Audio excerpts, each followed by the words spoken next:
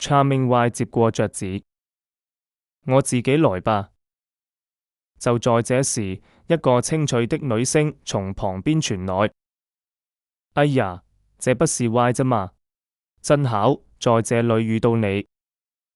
Charming Y 抬頭，看到一個穿住粉色古裝裙裝的年輕女演員走了過來，是林小亞，劇組裏的一個小花，也是出了名的赤家偉迷妹。林小姐。Charming Y 禮貌地點點頭，林小亞卻無視了他，直接湊到赤家偉面前，眼睛亮晶晶的。家偉哥，我聽說你大哥來了，特意帶了一些家裏的點心過來，想請赤總品嘗一下，你有空幫我引薦一下嗎？他說住，還故意挺了挺胸，手裏的點心盒子遞到了赤家偉面前。Charming Y 拿住桌子的手頓了一下，他低頭喝湯，假裝沒看見，但耳朵卻豎了起來。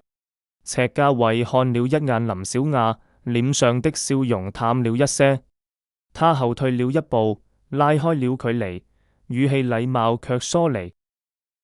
林小姐客氣了，我大哥行程很滿，恐怕沒時間見客，而且他說住，突然伸手，自然地攬住了 Charming Y 的肩膀，將他往自己懷裏帶了帶。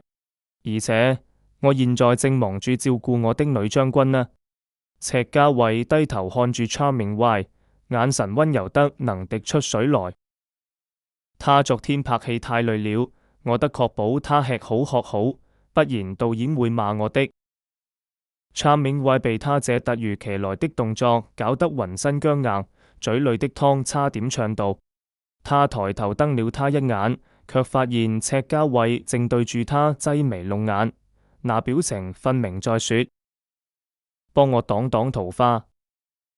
林小亞的臉色瞬間變得難看，她尷尬地收回手，勉強笑了笑。那我不打擾了。說完，轉身快步離開。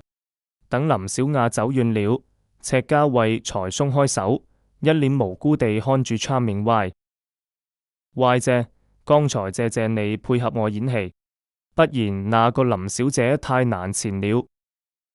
Charming Y 放下桌子，冷冷地看住他，赤小，你的擋箭牌用得挺順手啊，這不是信任你嗎？